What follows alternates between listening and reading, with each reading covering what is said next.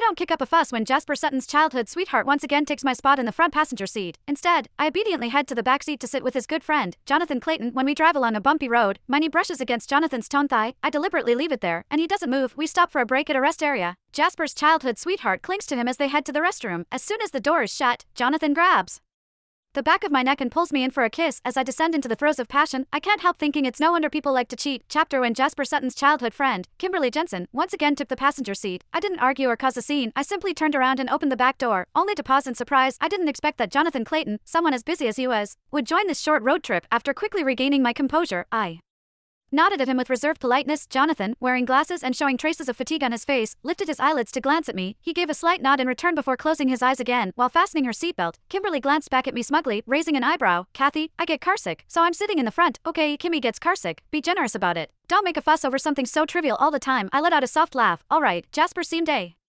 little surprised but didn't say anything more because Kimberly had already shoved a half-eaten piece of bread into his mouth. This tastes bad. Help me finish it. Okay, Jazzy. Without even frowning, Jasper naturally ate the rest of the bread. Kimberly glanced at me through the rearview mirror, sticking out her tongue playfully. I ignored her and grabbed a bottle of soda, trying to open it. The cap was tight, and I still couldn't get it off after 2 attempts up front.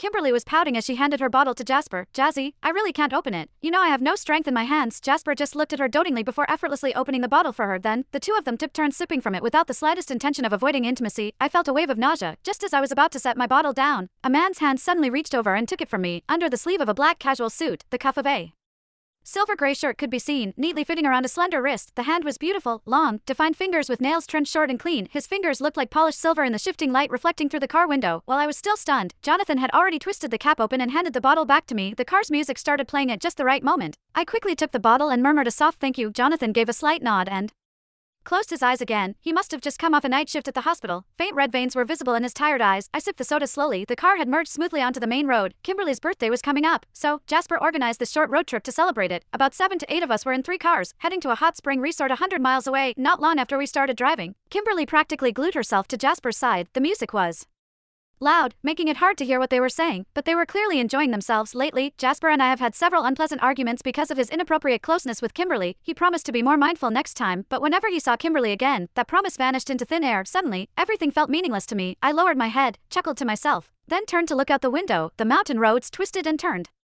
with the occasional loose rock scattered along the path. As the car jolted, I couldn't help but lean to the side. My bare knee under my skirt brushed against Jonathan's thigh, pressed tightly against it. I wanted to move away instinctively, but then I noticed a faint reddish mark on Kimberly's neck. Even a fool could recognize it. A kiss mark. There was no need to guess who left it. In that instant, a surge of defiance rose within me, and I simply froze, leaving my knee where it was. Just then, Jonathan opened his eyes and looked at me. I pretended to be perfectly